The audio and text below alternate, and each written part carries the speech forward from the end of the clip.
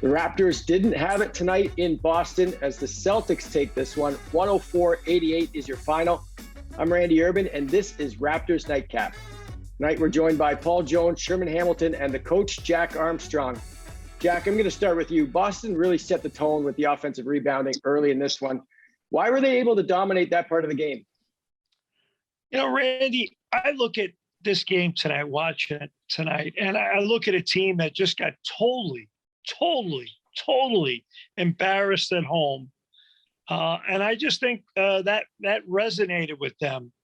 And I think when it came time to beating your opponent to the punch and just being hungrier and playing harder, I just think they had that element in their game tonight, based upon the fact that they were badly embarrassed, in the second game of the season for the Raptors. And to me, that really jumped out at me that, hey, you know what? They remembered what happened and they were ready to play. So whether you want to talk about offensive rebounding, loose balls, deflections, steals, turnovers, blocks, charges, anything at all, to me, it just came down to that. Mm-hmm. Sherman, what did you see? Well, I saw a lot of what Jack said. I also saw a Raptors team that, once they started to get beat up on the glass, you could see that their defense kind of waned a bit, and then their offensive execution went down a bit. And I really thought during the second half, when the Raptors were at a position that they could have gotten the game to single digits multiple times, I really questioned their shot selection. Mm-hmm. Not saying they couldn't make the shots they took, but were those shots necessary at that juncture? Early in the shot clock, Gary Trent took a three-point shot in transition where he pulled it out and shot it over a contested for Al Horford.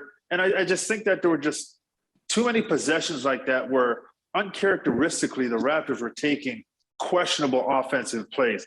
And at the end of the day, Boston wasn't trying to run away with this game, wasn't trying to say, hey, we're going to take this game, we're going to control it and dominate it. Boston allowed them to hang around, and the Raptors didn't take advantage of it. So it's interesting to see how that plays out moving forward with this team. Jonesy, just not ready to play, or, is it an effort thing on defense? The rotation's bad. What did you see there, giving up all those offensive rebounds? Rebounding is a measure of effort. It is. Mm-hmm. I don't care how big you are. If you want it, you'll go get it. And to both the points that Jack and Sherm made, first to Jack, that was one of the game 2 for Toronto. Celtics home opener was one of the worst losses in Celtics history. Mm-hmm. We're talking about a storied franchise, and this is one of the worst losses in their history to the Raptors on opening night. So that was stuck in their craw. And then to Sherm's point, I think I described those shots on the radio as makeable but difficult. And there's a psychology behind a comeback. You get it you have it at 11 or it's a 10. All of a sudden you get it to 8 or you get it to 9, and the other team has had a big lead. They start looking at the clock. They start tightening up themselves. The Raptors never put Boston in that position. They never forced them to see if they were going to break. Mm-hmm. And Boston played comfortably. And Randy, it had nothing to do with rotations or anything. The start of the game, Boston came out and hit first. And one of the keys, I know that we talked about it on the radio side, one of the keys was keeping them off the glass. Here's a team, Raptors, that are one of the better rebounding teams. They got out-rebounded tonight. They got out-rebounded on the offensive glass, and they were not creating turnovers early. Boston had 1 turnover in the first quarter, and the die was cast early in my eyes. Guys, I just want to add in there. Sorry. Yeah. No, go ahead. I just think that when you're talking about a game like this, we talk about numbers for players and how people impact the game. Without Khem Birch on the floor, his size and his physicality to really help deal with Robert Williams, you could see that the Raptors were struggling to find ways to stay in that part of the battle. And a guy like Khem Birch, who could understand that particular role and come into the game and execute something like that, you really saw his absence a big factor in this game. Jack, the Raptors defense did tighten up a little bit there in the second half. They only gave up 104 points, which isn't bad. But offensively, they really couldn't get over that hump that Jonesy was speaking of when they got it to 8 or they got it to 10. What were some of the issues offensively that you saw? I think a lot of what they do offensively is based upon creating chances from their defense. And when those chances come from their defense, there's usually a man advantage and opportunity involved where there's pace of play. They're able to get a pitch ahead and a chance in the open court to score before the defense is set. So some of it's that. Some of it is the fact that, Pascal Siakam, who is playing significant minutes, is not there yet. He had a tough night tonight. Yeah. And it's going to take time for him to get it together. And I fully expect it's going to take 5 to 10 games for him to be right. And tonight was one of those nights. I was really encouraged by what I saw in game 1. I'm not the least bit discouraged by what I saw in game 2. I just know that that's the natural progression for a player. It's going to take a few weeks. So he had a tough night tonight. Yet he's playing decent minutes, not tons of minutes, but decent minutes. I know they have him on a minutes restriction, but you're not getting that level of play from him that you're counting on, and it makes a big difference.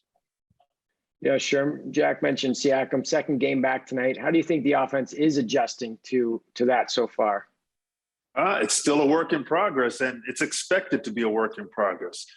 Pascal needs shots. He needs to handle the basketball, and he's not where he's going to be eventually. But these are the growing pains of trying to incorporate a significant piece of the puzzle back into a moving situation where guys are having success. Well, now Pascal, rightly or wrong, is going to take away some of those opportunities because he's one of the better players on this team. So figuring that out and finding, that level ground is going to take a little bit of time while Pascal figures out himself, his body, his cardio, the way he's feeling on the floor. I just think at the end of the day, these are the growing pains you have to go through when you're trying to incorporate a significant player who's missed a lot of time when other guys are playing well. There's going to be some rough patches, and that's just going to be for a little while, as Jack was talking about. Jonesy, chime in on this one.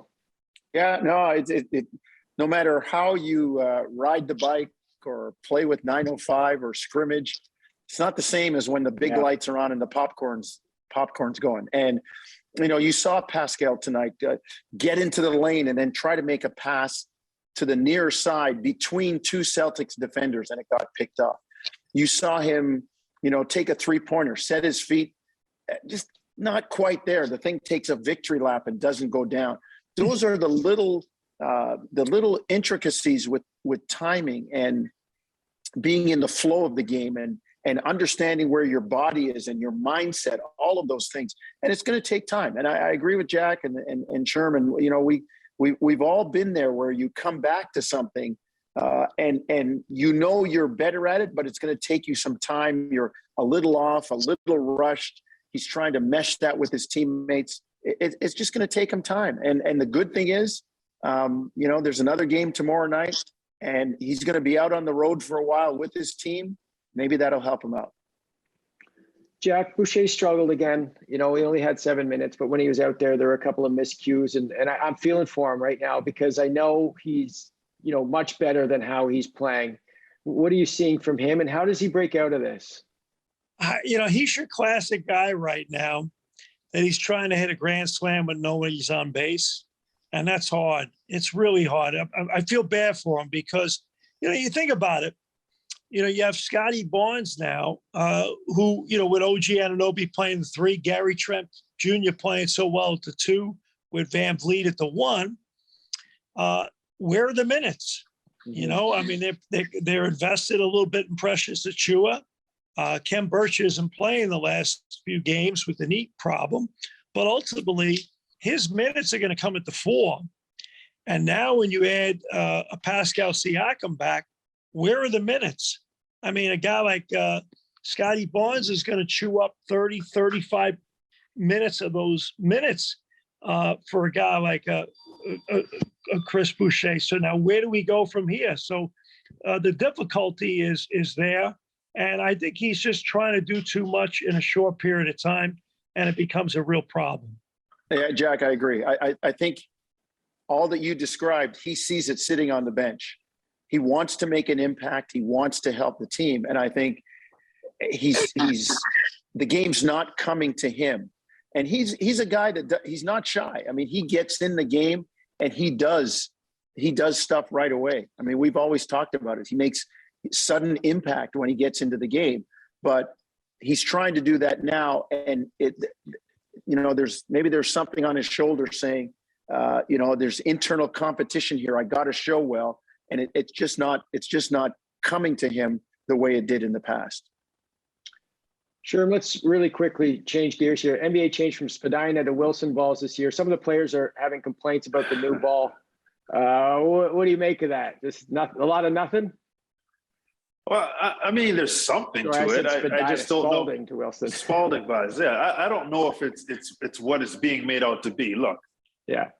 Players are creatures of habit. They don't want to have these changes come at them. They like a certain thing. They want it to be consistent, and you can't blame them for that. However, if this is the ball, then you're going to have to make it work. And it's one of those things where it's going to take some adjustment time. It's going to take a feel. It's going to take that mental block of getting over that it's not the ball you used to use. But when they talk about shooting being down because of a basketball, is there some truth to that? Possibly, but I'm not going to say that. These guys are the best players in the world. Yeah. They figure everything out when they're on the floor. They're going to figure a ball out as well. So I just think it's a conversation that they're having. I just don't know if it's going to matter in the scheme of things the way that it might be being talked about right now. Yeah, it's still round, still has seams. Let's give a little overtime for the people on Twitter. And talk about that Jokic Morris altercation. Where do you stand on this one, Jack? Well, Morris did initiate, but as we know, the second guy always gets caught, and Jokic did not handle himself properly. Shame on both guys.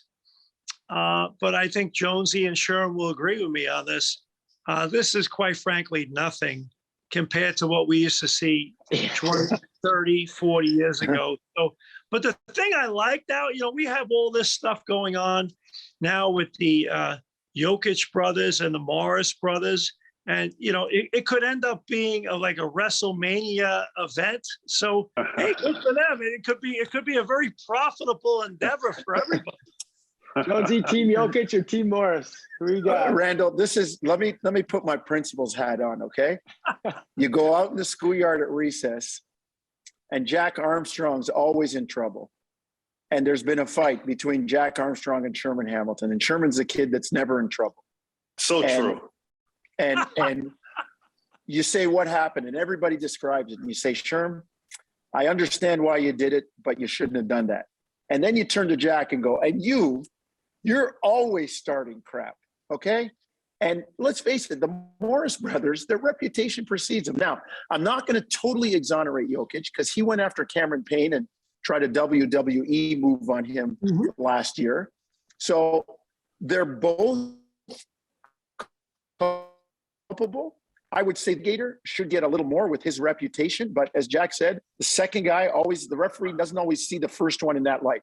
Let's face it. All of us, we know if we were in the schoolyard, he wouldn't have turned his back like that. Yeah. The hands would be flying if it was a schoolyard, and the day would be over. The game would be over.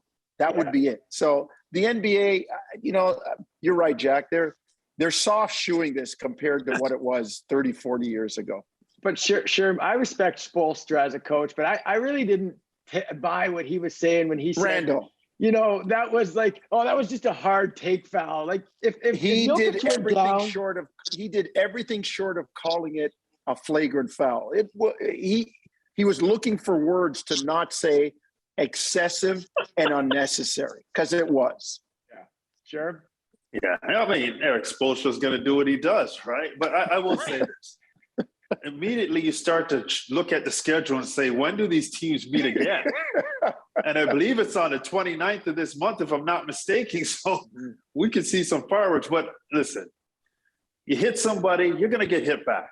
That's the only thing I don't like is hitting somebody when they're not looking at you, when you don't have a chance to defend yourself. So I agree Jokic gets a stiffer penalty for that part of it, but for retaliating, no. You got hit. You got hit hard for no reason.